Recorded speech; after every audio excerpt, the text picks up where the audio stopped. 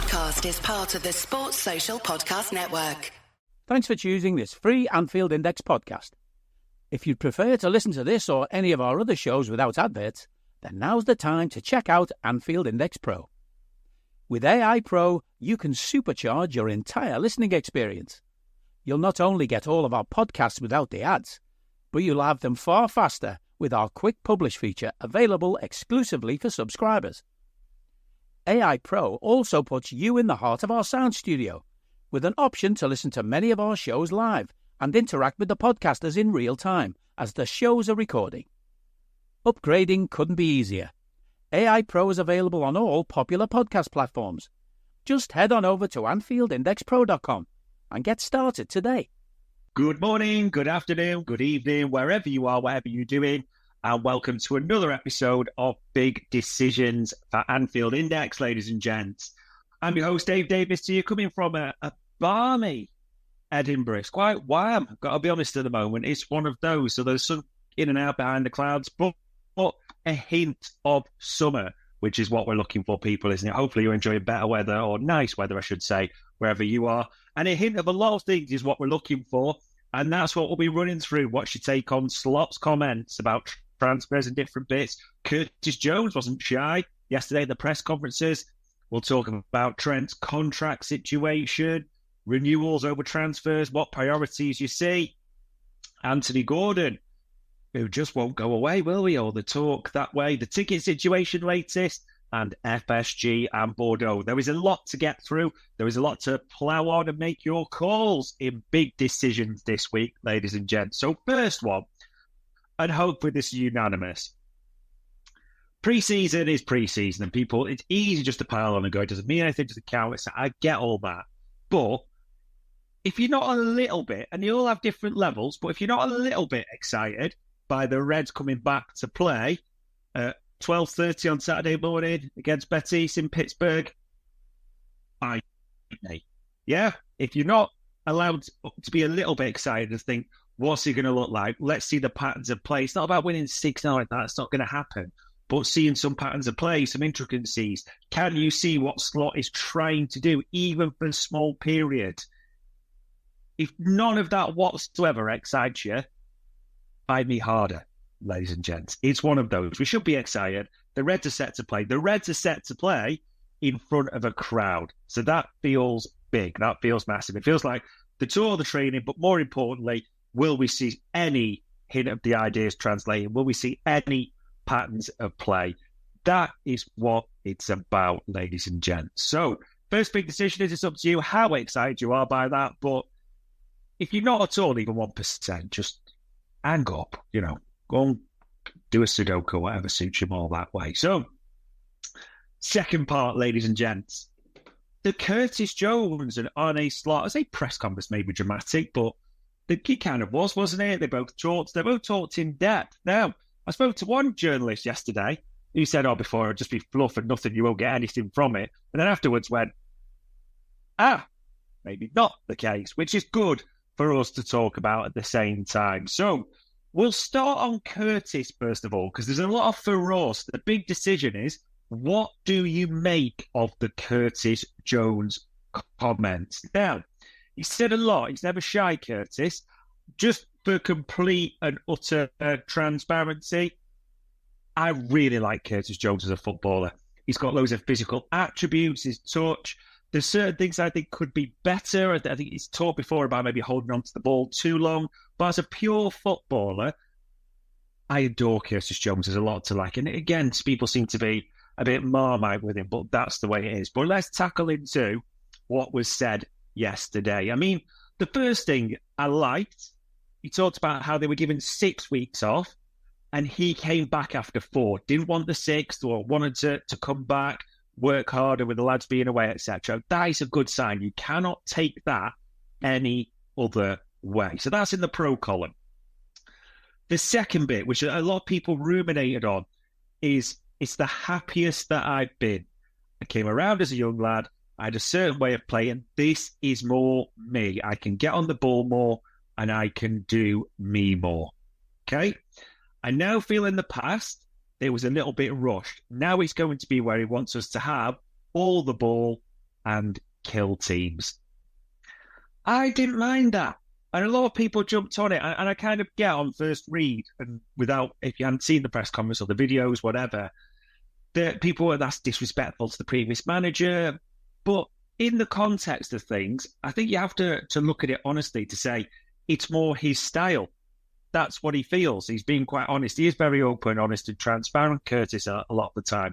I can get on the ball more. He is an excellent technical footballer. And sort of the rush back and forth. There was a little bit of that last season. I don't know why everyone's taking that as an insult. We talked about that. There was a lot of basketball matches almost for us end of the season. We gave up a lot of big chances. We missed a lot of big chances. Yeah, we relied on brilliance quite often late in the day. That is just fact about what happened, ladies and gentlemen. Now Curtis is saying what we saw. Why all the meltdown? I just don't get it at all. On the other side to Curtis, he has invited a little bit of pressure on himself. For me, and this is subjective, you don't know obviously how this is going to bear out, and that's not saying he now has to get 10 goals, 10 assists, anything like that. However, he's dangled the sword of Damocles over his head now, in the sense of, if he doesn't, and people have different metrics for this, be it goals, assists, rate, or whatever, if he doesn't play well for you, there's always going to be that bit where people are now going to say, well, he said this was more his style. He said he was happy. He's had the extra training and all this. All those things you considered about Curtis Jones, maybe with injuries and things like that, and that may still be a factor. I'm not saying that may come down the line. But he has hung that sword above his head now. A stick to beat himself with a little bit, as it were.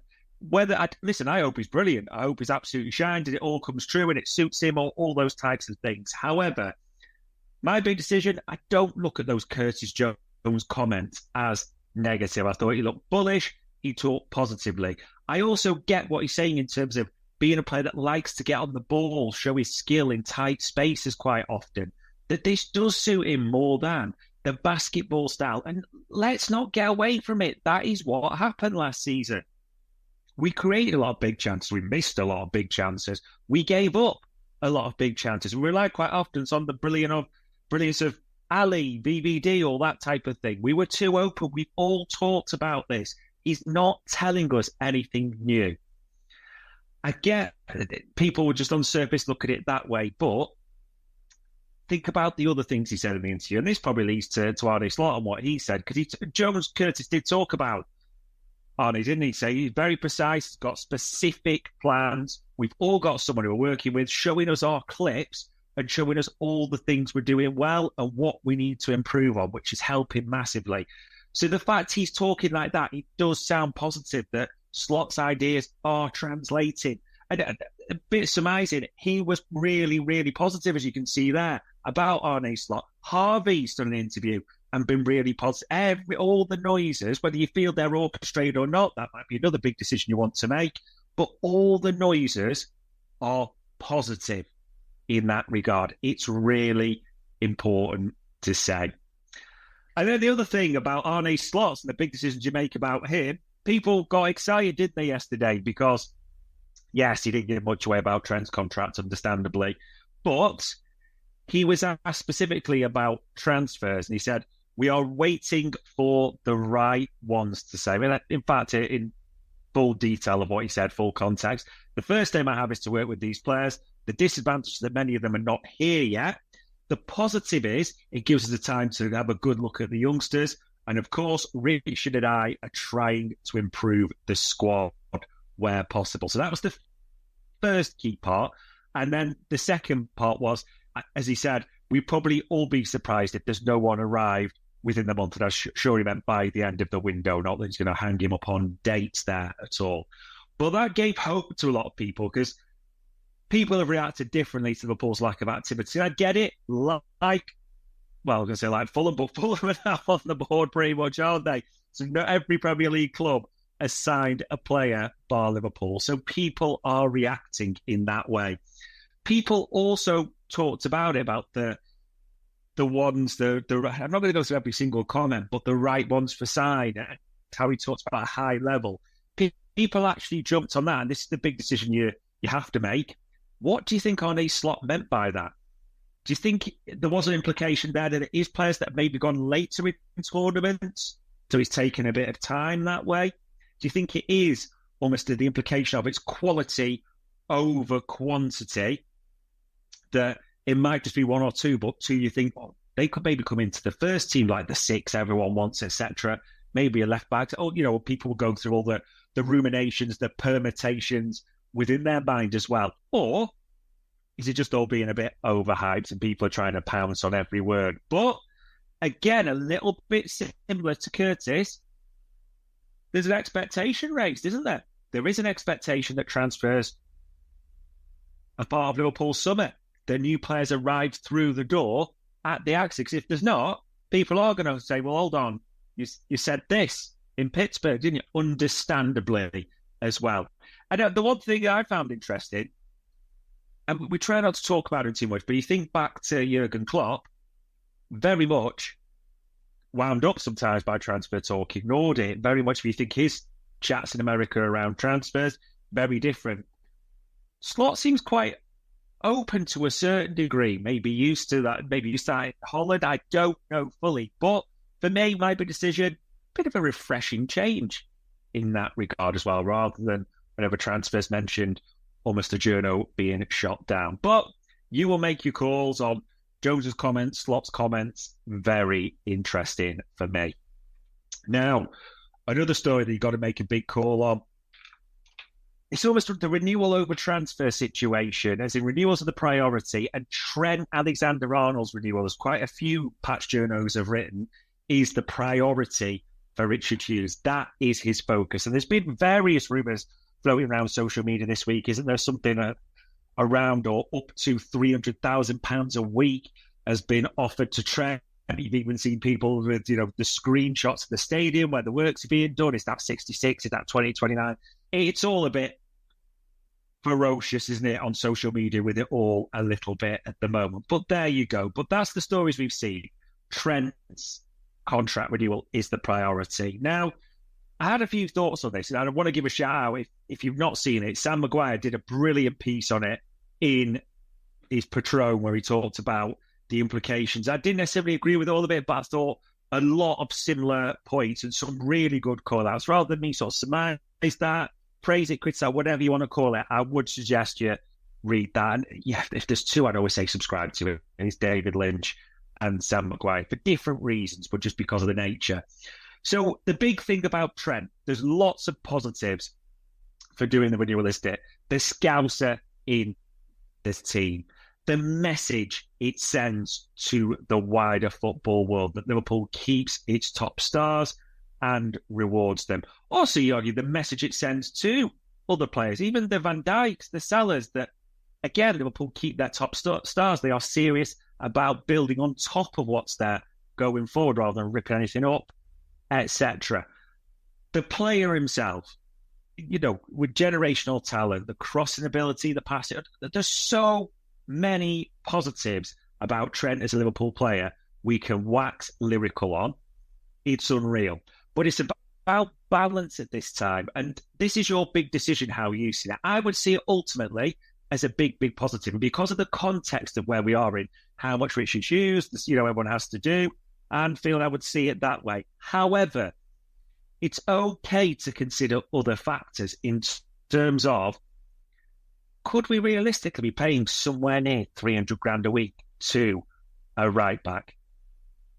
That's your consideration. What will his exact role be in the team? Because Curtis Jones has talked about the importance of the midfield. And Arne Slot has said, I've got a very clear idea. I've not spoken to him yet, or he's not told us, rightly, where he sees Trent. So what does he see? It's Trent inverting again. There's all these things to be decided. But just because that story comes up doesn't always mean it's perfect. You have to balance these things. And sometimes logic has to play a bit over emotion. So I would be happy if he's not, rubbishing anything at all.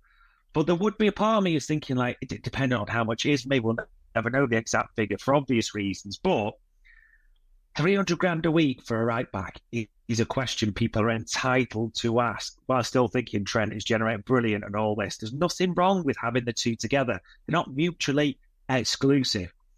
The other thing people have got a right to ask, and I know we'll probably link to Schmacker and all the things that happened previously, but why, oh why, for the last how many, does it have to be sort of renewals or transfers? I'm a shit multitasker. Mrs. Davis will tell you that. She's brilliant at it. Do we need to employ more people with multitasking skills at the club? Because we do seem to hear a lot, it's renewals over transfers. Can't you do both? Can't you start one mid-season? Why does it always seem to have to wait for big ones till the summer months? Now, maybe that's strategic. And I get, there might be reasons we're not privy to, but it's a fair question that people are asking. Why do they always have to be separate? Lots of clubs do both, by the way. Lots of clubs renew players during the season and sign them in the summer.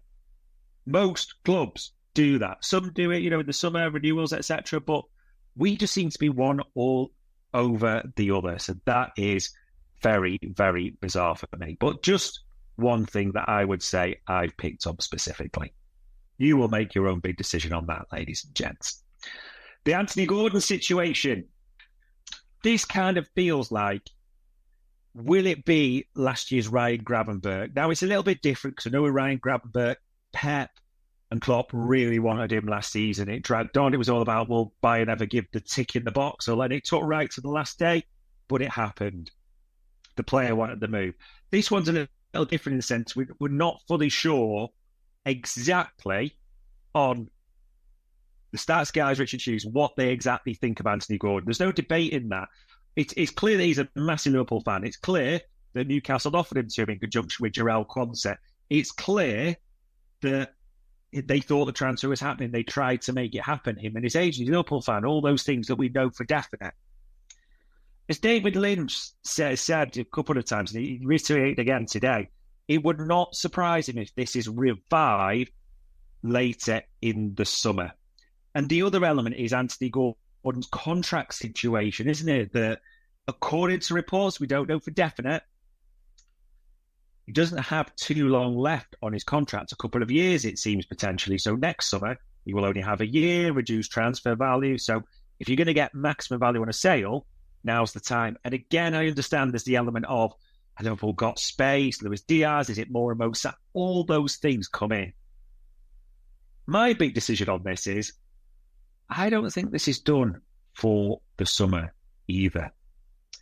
Call it gut, intuition. I know people are jumping on the links of Madueke now to Newcastle, although he does play on a different side, but, people take it different ways. Talk about Harvey Barnes left, Madueke right, Gordon free. However you look at it, I don't think this is fully done for this summer. It could be, though, at the same time, it's just the easy rumour to regurgitate or ask people about, because it keeps them up all in there. The headlines, it keeps all those types of things. It will be interesting to see if anything tangible develops any further. But, yeah, big decision. What do you reckon to Anthony Gordon? Is it gone? Was it just something that came out of the blue instead? Or do you think, even this window or within 12 months, some people are saying, will Anthony Gordon be a Liverpool player? That will be interesting to see. Other couple of big decisions to finish with. The ticket fiasco. I was part of that 13 sale. It was, and I'm not trying to just hammer the club, but the club has overall responsibility. Have apologised in their official statements. Important to say that as well. So the latest update, just in case anyone hasn't received their emails or unsure, that Liverpool are doing a sale, but only of the first 3 games, isn't it? Brentford, Bournemouth and Forest. So for 13 plus members, that will take place on the 31st of July. And for your other sales or guaranteed in the sale, it's the day after, 8:15 as normal. Unique links and all that still processed, still to be sent out. So Liverpool are doing it that way. It's just the first 3 games as a block with further details to follow. Everyone's always got something to say on tickets. Some for me credible, like, in terms of I cancel the day off and all this. And I understand that. I get the frustrations. The supporters board have taken that forward. There's others who just jump on it for the terms of, it's a joke, ourselves.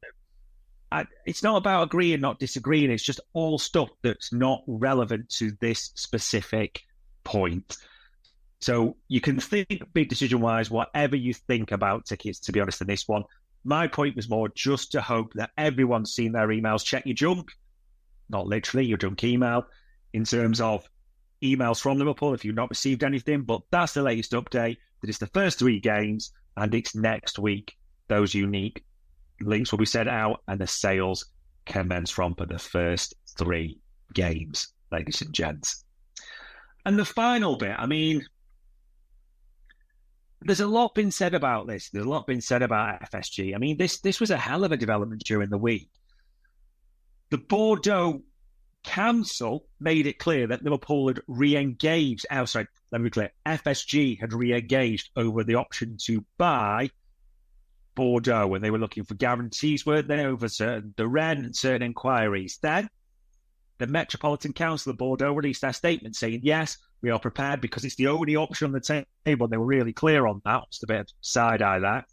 That they're the only option on the table. So we'll, reduce rates, rent, all this type of thing. So everyone thought it was just a power play to get a distressed asset. But then FSG pulled out, didn't they?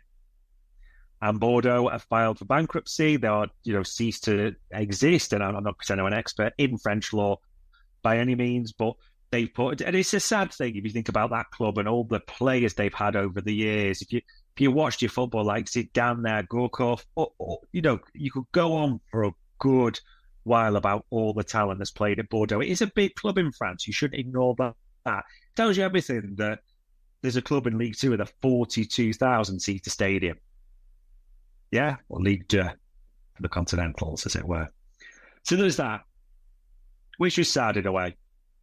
Now, suspicious minds will abode here because the latest news around this is that Liverpool are now eyeing a move, and I'll probably pronounce this wrong, but for Matthias Angeli, a 17-year-old centre-back who's a bit of a Bordeaux starter, had made 5 senior appearances for them. Then Liverpool are in for him. Now, your more cynical minds may be thinking, well, funny that. This is picking over the bones or whatever it is. You might have a big decision to make where you're thinking, but there's no morals in football. Don't start thinking football's that's a moralistic place. Don't start thinking, and I'm not getting into the FSG and on out. I'm just saying that the big decision is on this. Football is an ecosystem. Dog eat dog. Yeah, people survive it. It's not a nice thing to be in, as it were, despite the romanticising of a lot of things. FSG look like they might be taking advantage of a situation. And let's be honest, most of your fans will be brilliant if he's talented gaming, but that is just the nature of things. The cynical minds will think, hold on, is this a play? I don't know that at all. I have no insight on that. Maybe no one will get any insight on that at all. But we'll see even if this youngster does come to the club. And the final big thing I would say is, my big decision, do you like the inside training? I like what I've seen. I like it. Intrigues me, certain things. You might not do. It's intrigued me that I've seen Ben Doak almost on the left side a lot in those videos, etc. That intrigues me. Yeah. Curtis Jones and his comments and the way he's, dribbling past everyone. That intrigues me. Seems there's been bits of where he's been almost an 8 and a 6 in the tactical shape, but then he's dribbling to everyone. He looks sharp, doesn't he? That intrigues me at the same time. Well, Salah plays central like he's done in some of the original match, some of the training videos. There's a lot going on that way. Kelleher making good sense. Whatever you've seen, you might not be asked about inside training. I am. I always think just to look for little insights into how things may set up. And if anyone was going, no, it's pointless. To be fair, the first thing that really came out about Alexis McAllister playing the 6 was in inside training when people noticed that, hold on, I know we've done this in certain matches, but he seems to be moving to the 6 a lot in these training videos. Who knows? We will have to see. But ladies and gents, it is Friday, the 26th of July. Now, it's about 2:30 where I am in Edinburgh. And in less than 12 hours, the Reds will play their first game in a stadium under Arne Slot. I'll say it again. If you're not excited a little bit even, and there could be different levels, but if you're not excited a little bit by that, bite me. Okay? Either way, ladies and gents, enjoy the rest of your day. That was another Big Decisions at Anfield Index. We hope you enjoyed listening to this Anfield Index show. Please be sure to subscribe to our channel so future podcasts find their way to your device automatically. There's nothing quite like fan engagement, and we'd love to know what you think of anything discussed on this show. The best way to get in touch is over on our free Discord community, where both podcasters and listeners debate the hottest LFC topics 24/7. Sign up free now at anfieldindex.com/Discord. You won't regret it. You can also follow us on Twitter at Anfield Index and find us on Facebook by searching for Anfield Index. Oh, and before you go, we'd love it if you could leave us a 5-star review on your favourite podcast app. It only takes a couple of seconds, and it means the world to the people who create these free shows. Sports Social Podcast Network. This is the story of the one. As a maintenance engineer, he hears things differently. To the untrained ear, everything on his shop floor might sound fine, but he can hear gears grinding or a belt slipping. So he steps in to fix the problem at hand before it gets out of hand. And he knows Grainger's got the right product he needs to get the job done, which is music to his ears. Call, click Grainger.com, or just stop by. Grainger, for the ones who get it done.